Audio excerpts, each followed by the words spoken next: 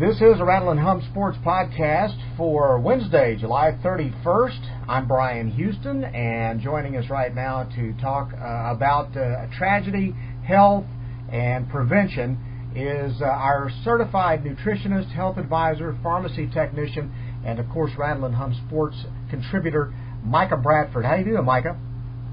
Pretty good, Bryan. Just trying to stay cool. We're right in the throes of that time of the year for North Texas weather, but other than that, staying busy. Well, I'm glad you're with us. By the way, I walked yesterday when it was 93 degrees and the humidity was really lost 6 pounds of water weight. Just want you to know that.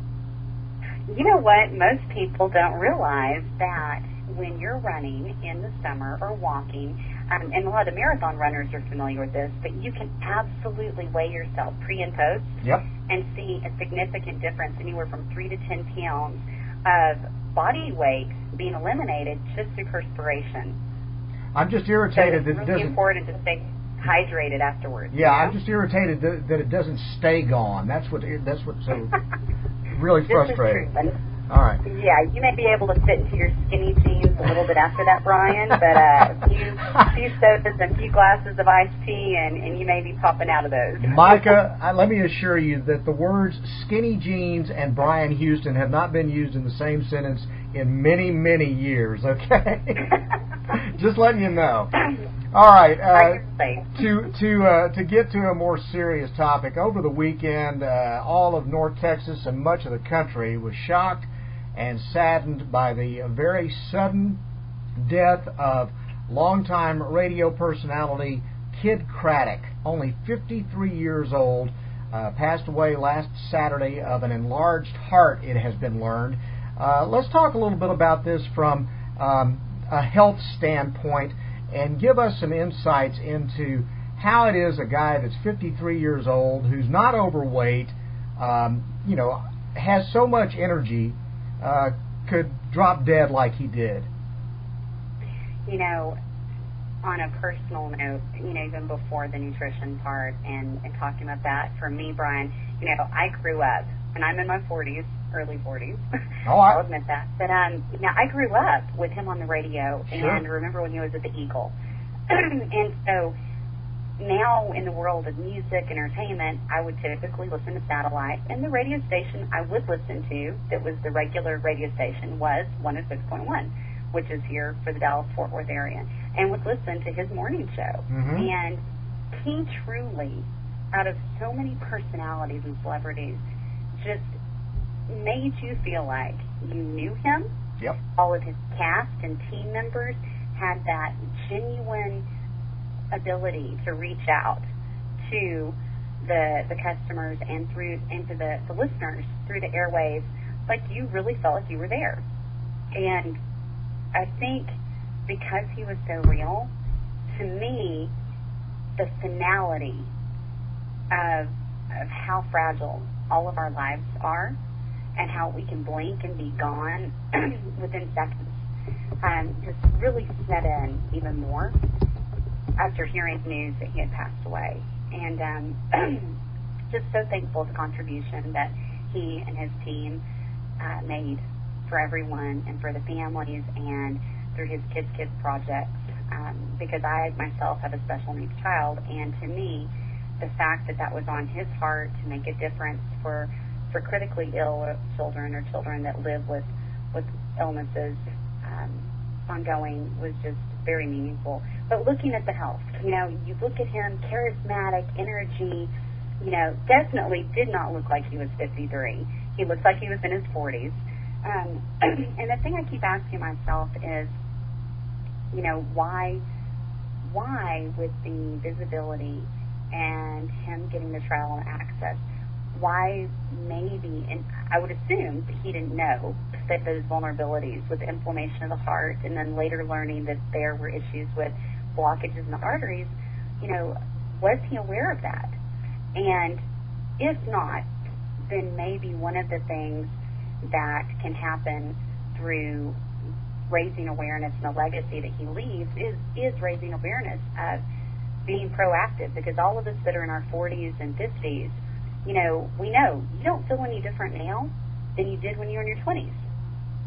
you may be shaped a little different, maybe a little tireder, but mentally you still see yourself as that young buck, or vixen that's going out and working on deals with work and business, when the reality is that time and lifestyle choices and environmental factors and pre-genetic dispositions start to catch up as the body starts to slow down.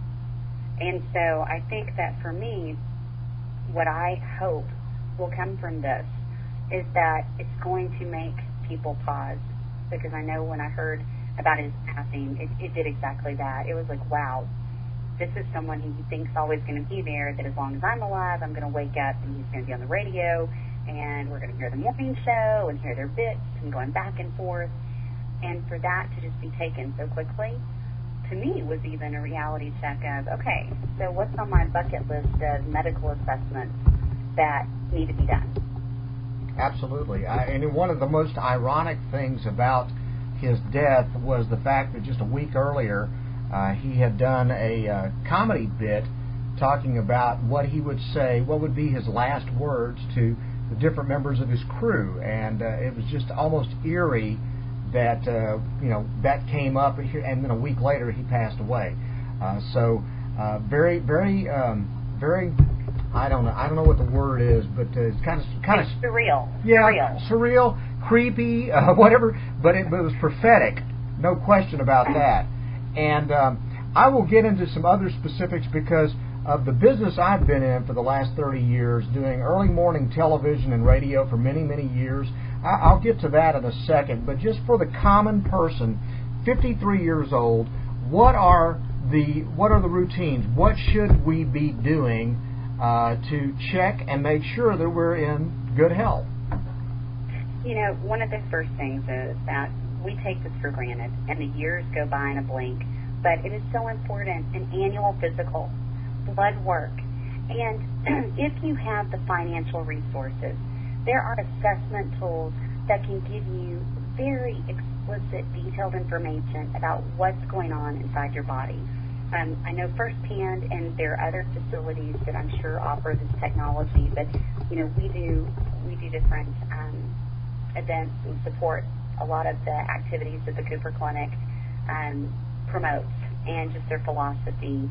And one of the things that they do with many CEOs of different companies and individuals is there are different scans where literally in a 3D image they can look at your heart, they can look at every artery, they can see any beginning of calcification that's there or a buildup.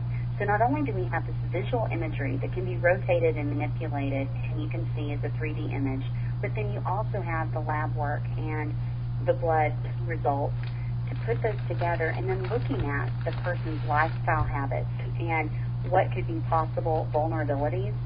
And so I think that a preventative plan of action, nobody wants to talk about going and getting their prostate checked. Most of my clients, the men, they're like, ugh, yeah, that's daunting. But you know what? It's important. Getting your PSA levels checked. Talking about looking at your blood sugar levels, making sure that your A1C, that your doctor's including that overall. Because lab work, some tests are just really showing you that moment in time, the glimpse in the window. But there's some blood tests and analysis that actually show a bigger picture. So it gives you a little more intel or information to make decisions on are any further tests needed or warranted. Also looking at, the one thing that struck me is the issue of the blocked arteries. They talked about that he had an enlarged heart and that it appeared to have blocked arteries that probably led to the irregular heartbeat, which potentiated the event. And so blocked arteries, what's interesting is that now with so many medications being suggested and so many practitioners using statins and things to help with an imbalance or elevated lipid levels, what most people aren't aware of is that back in, I think it was in 2010, there was a study put together, and actually the American Heart Association looked at a group of individuals who had cardiac events and it was actually here in the Dallas area. And what they found is that when they looked at if there was any continuity or common links with the actual lipid profiles, what they found is that the LDL to HDL, which your LDL is what we call the lousy lipids. So you don't want the LDL to be high. Your HDL is your healthy lipids, and we want those to be high. And so on a traditional test, they'll look at the ratio of not only those two things independently, but then in combination. Unfortunately, there are more markers that can be looked at, and depending on what your practitioner uses, you may not get to see that breakdown. But when they looked at, and I think actually this was in also the American Journal of Cardiology back in 2006, but they looked at oxidized LDL as a predictive biomarker for cardiovascular disease. And what that means is that when your body has inflammation or is dealing with toxins or chemicals, and you don't have enough antioxidants in reserve to pair up, so to speak, and neutralize or pair up with that free radical. So you think about inflammation like a fire, and then the black smoke that comes from it. So if you think of the black smoke as being the free radicals, you want something to grab it, neutralize it, and pull it out of the air. Right. Well, in the body, you want those inflammatory markers to bind or pair with your antioxidants. That's why vitamin C is talked about so much whenever somebody's sick and cold, because vitamin C functions under that capacity. And when you don't have enough of those antioxidants, then the inflammatory markers can cause a reaction. So when you think about metal or cars or things that are left outside in the weather and subjected to different temperatures and so on, that there's an oxidization process that happens, and the metal oxidizes.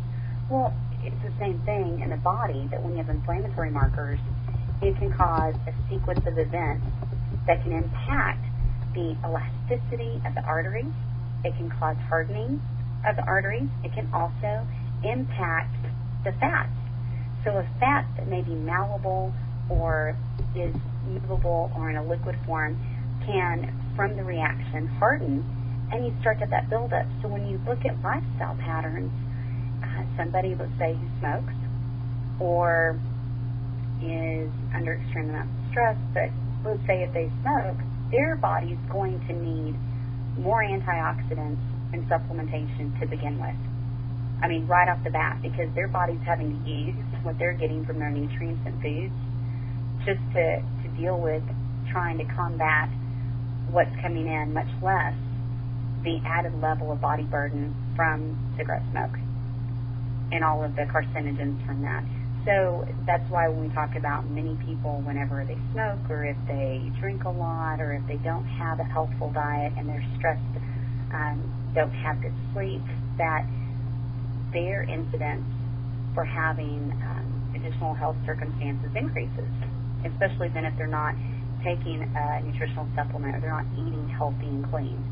And so those factors can impact what's going on the inside of the body and go relatively unnoticed. I mean, the package on the outside isn't always indicative by any means of what's going on internally.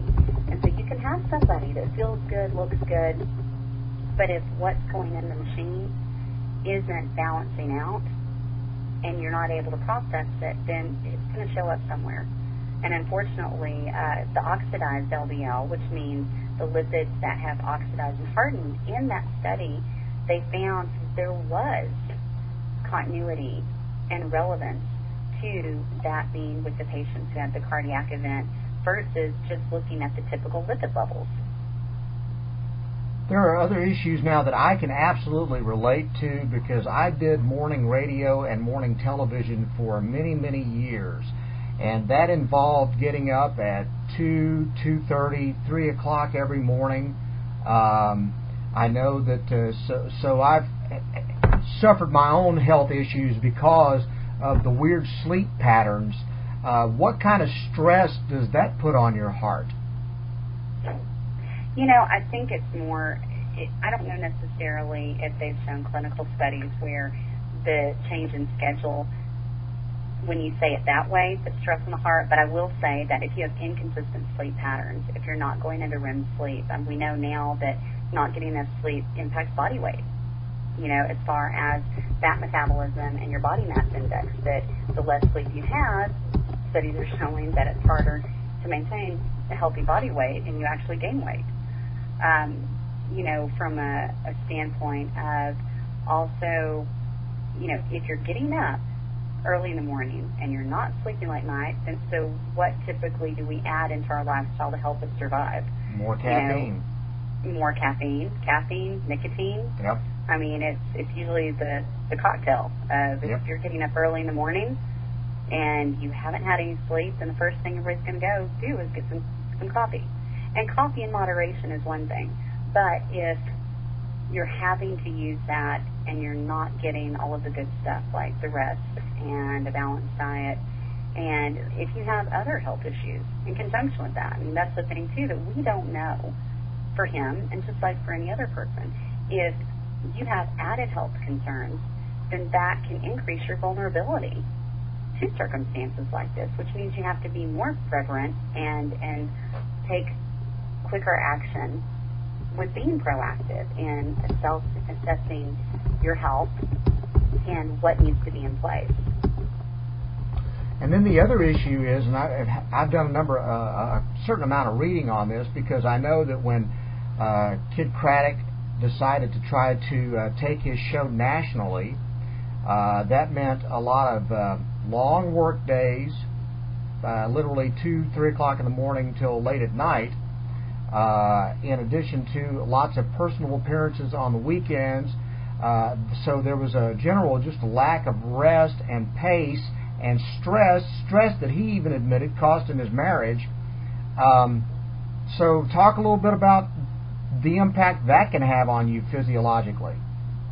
Well, and the other thing too, and if I recall correctly, and I don't ever like to restate, but if I recall correctly, I think that he had also talked about many times struggling with the ADD, and not knowing if he was on any of the, at the time, if he was on any of the stimulants or any of the attention supporting medications, which that in itself for many individuals decreases appetite, which means then that when you do eat, that it may not be the healthiest, and it may be that your food selection comes into play, and then if you're not eating as much, then that by default is going to decrease the nutrients, the antioxidants, and the things that the body has to have. And stress can impact your blood sugar levels, which then directly impacts your insulin sensitivity. I mean, so there's a whole cascade of things that stress in general and not getting enough sleep and then lifestyle choices can make. And some of the things when we look at this that can make somebody more vulnerable, when you look at cardiovascular disease, and literally, we know that looking at everything from increased body mass or gaining weight, not having a lot of physical activity, stress, poor food choices, and then of course familial history, any genetic influences, and if you have increased cholesterol, high blood pressure, high blood sugar, alcohol consumption if it's more than moderate, and then smoking and any drug use, those all together, even if it's small in each area, cumulatively could add to heart issues, could add to causing problems with the blocked arteries or inflammation systemically. The other thing too is activity. When we're not physically active, that decreases blood flow. If for somebody who's a smoker, I don't know, I'm sure you've seen by now, I think everybody should have seen the television ads on the complications having to do with circulation going to the extremities, and people that literally have had to have amputations because of the issues with arteries, because of decreased ability for circulation blood flow simply due to smoking. So when there are a lot of complications with that. Obviously, no question. From a physical and health standpoint, what are the takeaways? You know, the first thing, I just think it's important, have a physical. Get a yearly physical. At least get the blood work started. Then look at the reality. If you know up front, if you're a smoker and you're going to be a smoker, then look up front. What insurance policy do you need to take out? Start taking a vitamin. If we can go to the extent that you're going to have a drink, you're going to have a cigarette, whatever, is that the helpful direction? No. However, if you're going to make those choices, then let's make sure that you integrate something to help. It won't offset to the extent of like eliminating those components out of your lifestyle would, but let's add and make sure, let's add some supplements, let's add more antioxidants, let's add some more green vegetables. Let's get a physical each year. Let's get our blood work done. And then let's look at, if you have the resources and the ability, look at what tests are available. And you know, now it's amazing. There are companies that will help businesses to find who or what entity, whether it's imaging, MRIs, CT scans, you name it, blood tests, procedures, which one is most cost effective and which one has the best reputation, that doesn't have any grievances against them, you know, and there are companies that do that. And it can make a world of difference. So if you look, say, I want to be proactive and I'm looking at having this test done and I was quoted this price, then keep looking. I know that through our company, our HR plan or benefits offer services from a company called Compass that's here in the Dallas-Fort Worth area.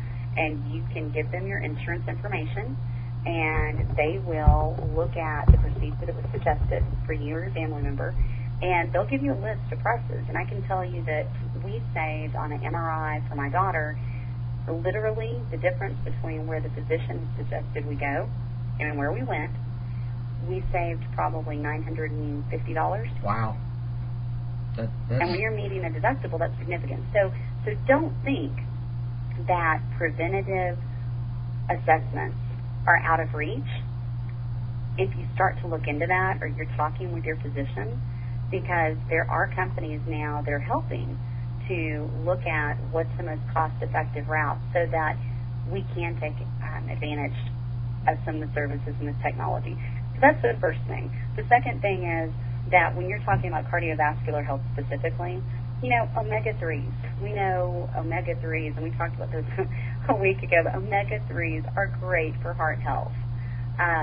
You know, whether you get that through a plant-based, whether you're getting that from flax or fish oil or krill, or eating salmon a couple times a week, you know, omega-3s are wonderful for heart health. We look, there's a lower amount of cardiovascular disease when you look at over in Japan where they eat fish regularly. You know, flaxseed is great. That can be used ground, and it can be mixed in something like oatmeal or sprinkled on salads. You know, also looking at fiber. You know, some things like even black or kidney beans have the complex vitamins, niacin, folate, magnesium, nutritional support. It's also fiber to help with heart health. Food choices, everything from integrating almonds and walnuts and things of that nature. Also, red wine. Everybody should perk up with this. You know, we know red wine has been shown to improve good HDL levels. There you go. You know, so a glass of red wine before bed's not a bad thing. A glass. Yeah. A glass. A glass. The other thing, too, you know, supplements. CoQ10, great supplement, great product, but they found that helps with the way the body responds to the oxidization with the lipids and with the heart health. So CoQ10 for a supplement is wonderful, helps with cellular energy. And what is our heart? Our heart is a big old muscle, you know, and it's got to have the substrate chemically for it to be able to function properly. You know, and looking at blood pressure, looking at, you know, making sure you have the right amount of salt in your diet, because like we talked before, you know, too little is not good, too much is not good. So it's about balance.